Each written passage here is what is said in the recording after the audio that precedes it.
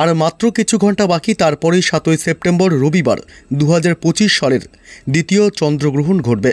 প্রায় 1 ঘন্টা 22 মিনিট সময় ধরে চলবে এই গ্রহণ। এবারের চন্দ্রগ্রহণকে বলা হচ্ছে ব্লাড মুন, অর্থাৎ চাঁদের রং হবে টকটকে লাল। এই মহাজাগতিক দৃশ্য দেখার অপেক্ষায় গোটা বিশ্ব। তবে ভারত এবং বাংলাদেশেও দেখা যাবে এই গ্রহণ। তবে কখন শুরু হবে, কখন শেষ হবে, এই গ্রহণ চলাকালীন কী করবেন এবং কী করবেন না, কোন কোন জায়গা থেকে দেখা যাবে, সবই বিস্তারিত জানাবো এই ভিডিওতে।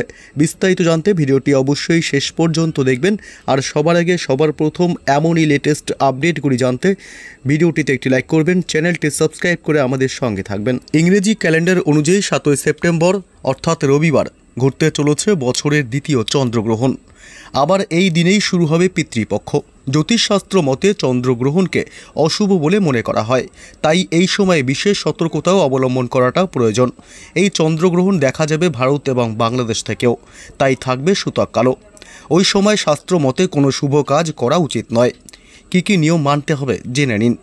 চন্দ্রগ্রহণ শুরু হবে 7ই সেপ্টেম্বর রাত 9:58 শেষ হবে 8ই সেপ্টেম্বর রাত 1:26 স্থানীয়ভাবে এই গ্রহণের স্থায়িত্ব হবে 3 ঘন্টা 28 মিনিট 2 সেকেন্ড।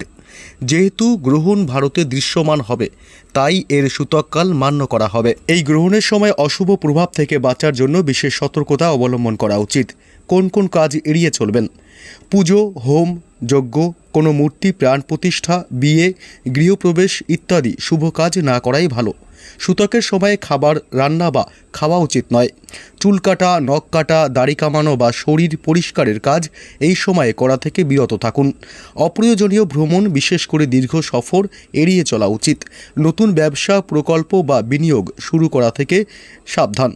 মাংস, মদ, রসুন, পেঁয়াজ ইত্যাদি তামসিক খাদ্য এড়িয়ে চলা ভালো।